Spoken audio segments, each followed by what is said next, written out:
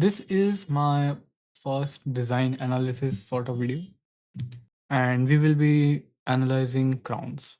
So, this is an Android game, and I've been playing this quite a lot on my free time.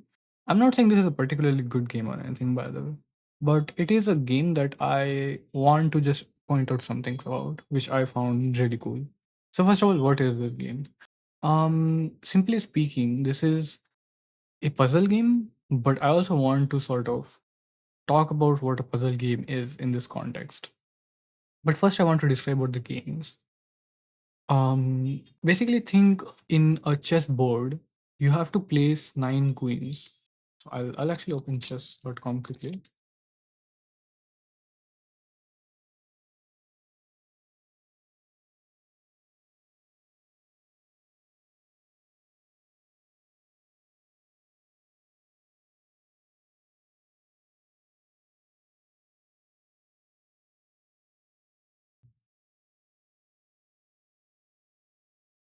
So, for example, the so imagine that you have to place 2 queens on the board such that the queens can't attack each other.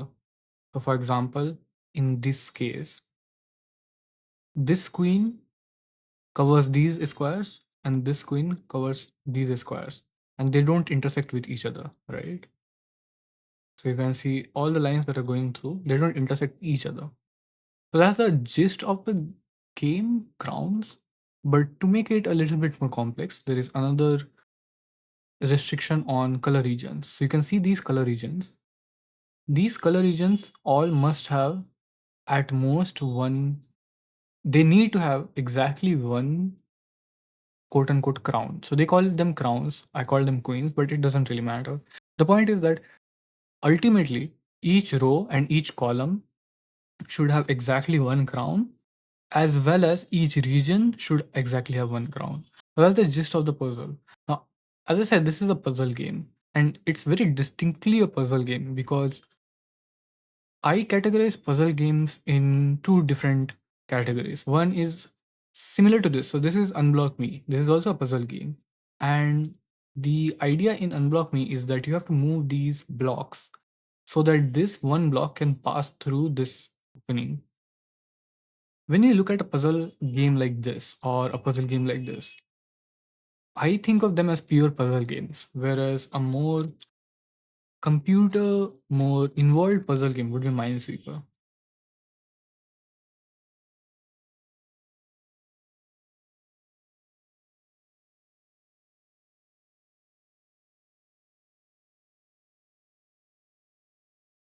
Now, what Minesweeper is basically there is a board where there are certain places are covered with mines. For example, this is covered with mines, and what these numbers are. So these tiles themselves are the same, both the no numbered ones and the numbered ones. The no numbered ones are basically zeros, but what each number says is how many tiles of bombs or mines it is touching. So, for example, this says 2, so we can see that this is only touching 2 tiles. So these two must be mines. This is 1 and this is touching this one tile. So this must be a mine.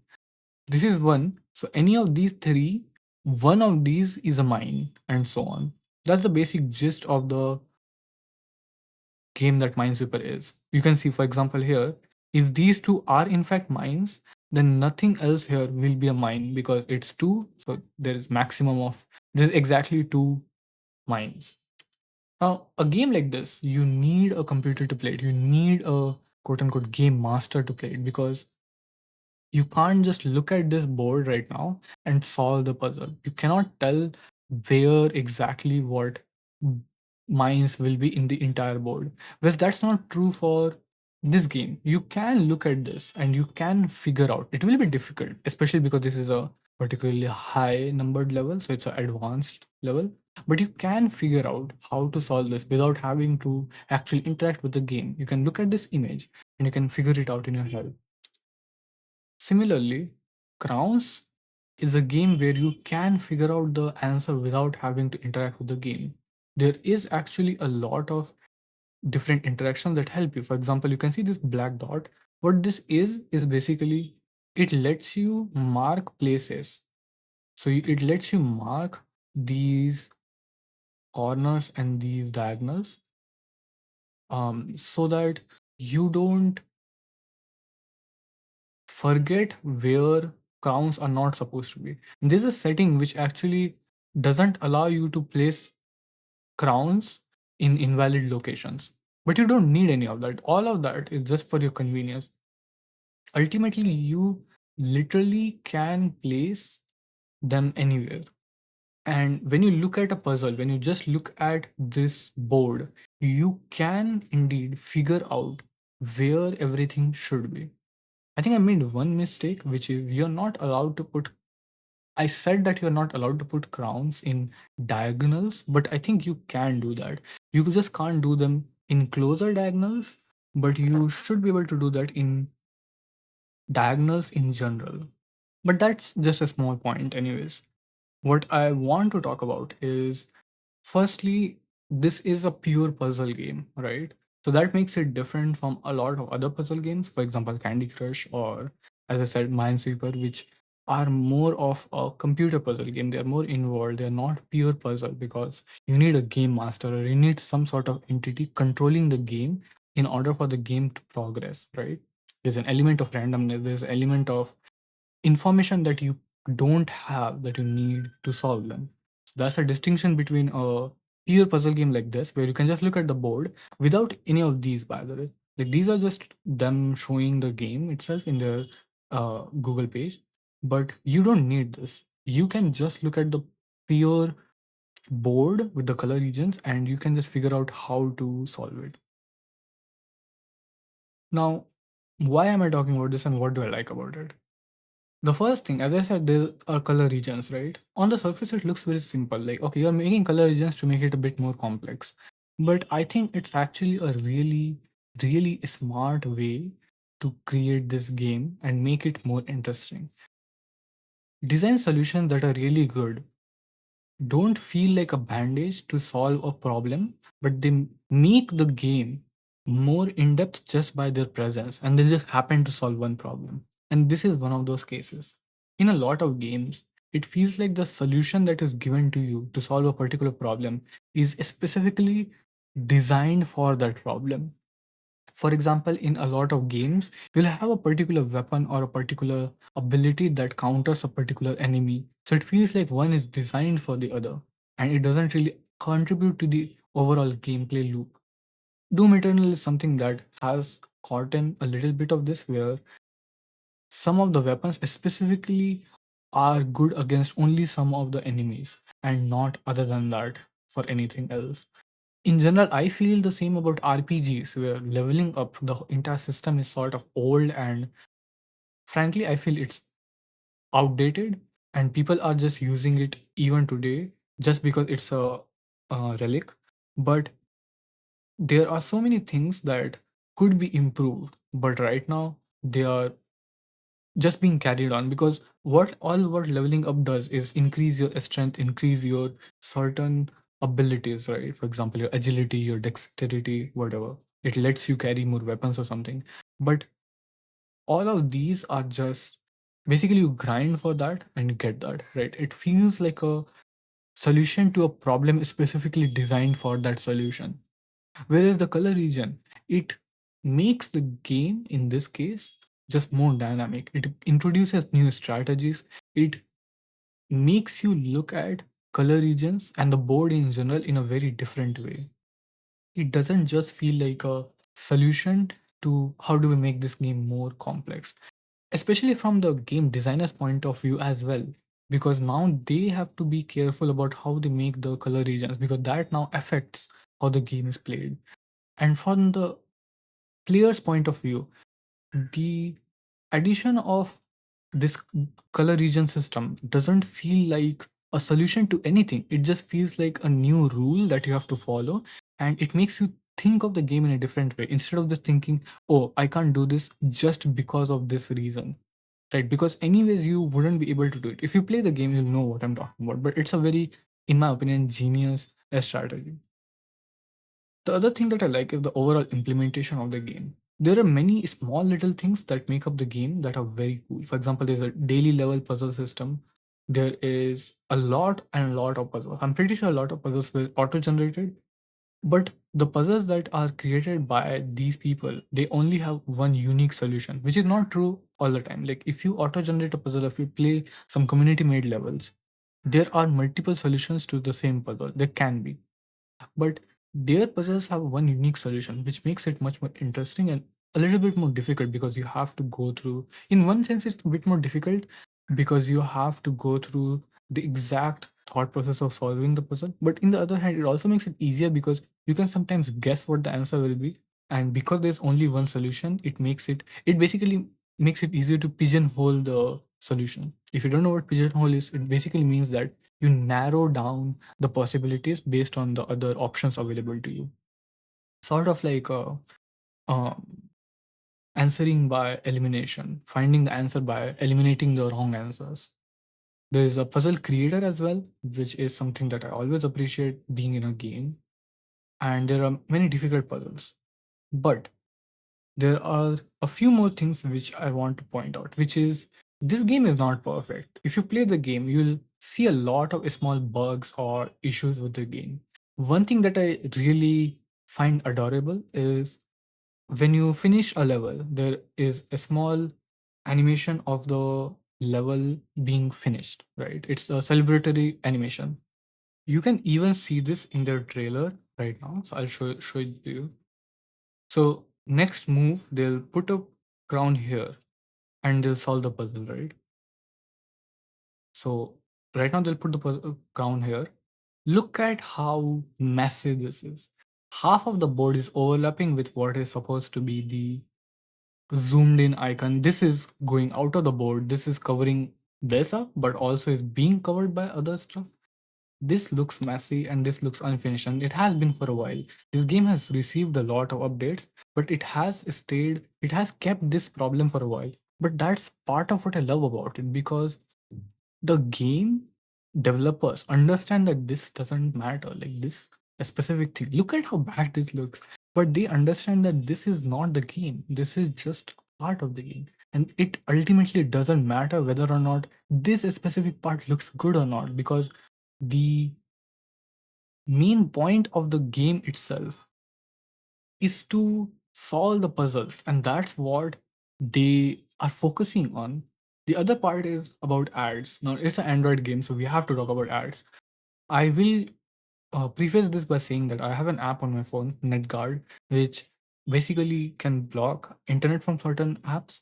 But I played this without that, and I've not faced as many ads. The ads are like pretty infrequent, and there is a hint system which I'll get back to. But you can watch one ad to get hints. You get 10 hints for one ad, which is plenty. Especially if you're good at the game, you will basically never need hints. But the ads are in general pretty good. Like they are not too intrusive. Again, it's an Android game, so there are ads, and that in itself is bad. And my suggestion would be try using something like NetGuard to block apps from accessing the internet like you used to be able to do in old Androids. But in general, the ability to in general, the implementation of ads and their frequency is pretty manageable, pretty bearable. Now, there are two last things that I really want to touch on, which is, funny enough, the touch system and the input handling system in general. And the second is the hint system. So, as you can see here, there are two different ways you can interact with the game. One is a zoom, and the other is a swipe. It's very simple. What you do is you touch across the screen to place certain markers which tell you that this is where the crowns cannot be. This is what this black dot is for. This black dot is basically there to for you to help to put as markers to where you think the crowns cannot be. So they don't really serve anything. Again, nothing in this game actually serves anything because all that this is basically an interface for you to solve the puzzle. But the puzzle itself can be solved just by looking at it. You can print the puzzle on a paper and solve it. But these markers can be placed by swiping on the screen. I think that it's a really clever idea. There are a lot of different tools that you can use. For example, the markers can be placed automatically when you place a crown, and the crowns you can enable a setting which makes it so that you cannot place crowns on invalid positions. So it can help you a lot in making sure you don't make mistakes or making the game easier. Or you can do it the other way as well, where you can disable it, so make it possible for you to place crowns where there shouldn't be, making the game more harder. Because until you get the exact position of the crowns, you won't count it as having finished the level. So that's the first thing. There are small little things like the touch system. It's very good. They broke it at one point, but they updated it to fix it later. So they are very aware of what makes the system very good. And the touch system in itself, it's very technical, but it is very fluid and very satisfying to use. The other thing is the hint system. And to me, that is what makes this game really unique, because the hint system in this game is very unlike any other hint system. If we go back to Unblock Me for a second, this also has systems to help you, this hint system that you can see down here. But all it does is just tell you the move. It will just tell you, okay, you need to move in this direction and then this direction. It doesn't explain to you what exactly you're doing, right? And this is how most hint systems work in these puzzle games. But this is not the same. In this, when you use a hint system, I think we saw briefly in the trailer a little bit of how this hint system works. So I'll just quickly play it and see. So you can see here, this they press the hint button and it highlights everything and explains to you why these places cannot have a crown, and then it tells you where the crown should be placed.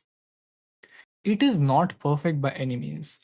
In fact, very recently they added an update which increased the positions or increased the situation in which the hint can be activated. Because previously there were situations where if you activated the hint, it wouldn't consume any hints. There are 10 hints usually, but it would just say that there are no hints available, the current board is solvable. So it tells you that there are no mistakes in the board, but it doesn't give you any hints. So you're just stuck if you're genuinely not able to solve it. And this would happen very rarely. To me, it happened on very, very difficult levels. I've finished the game multiple times, by the way. I just do it on my free time. But again, it's a puzzle game, so it's not like finishing it is a big deal or something. Especially once you do it, you kind of know how that puzzle goes.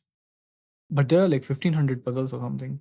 And in those rare scenarios, I found that I wasn't able to find any hints, right?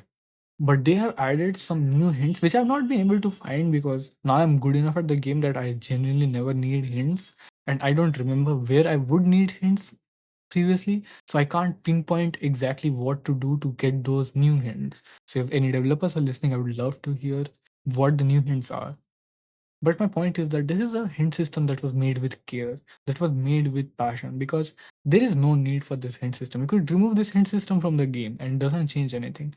But the fact that it is here and it's so detailed that it tells you what exactly you need to do in order for you to pass the level, but also why you need to do that. It tells you the logic so that once you implement that logic, once you understand that logic, you can use that in the next time in the next puzzle. And that is something that is so rare to see in games, where they don't just tell you what to do but also why to do it, so that the next time you are in a similar situation you don't feel stuck. This is a very beautifully made game. Again, I would say that this is not the most innovative game by any means, right? But it's fun to dissect sometimes the small little things that you can do in a game during the game development that makes it fun to play. This is not something that I would make. I am more of an innovative game designer where I make games that are not cleanly falling into a certain genre, but this is the way I want to go about making games with care, with love. Hope you enjoyed the breakdown. I want to do more of these. I'm not sure if I'll be able to, but in any case, hope you're having a great day and hope to see you soon. Bye bye.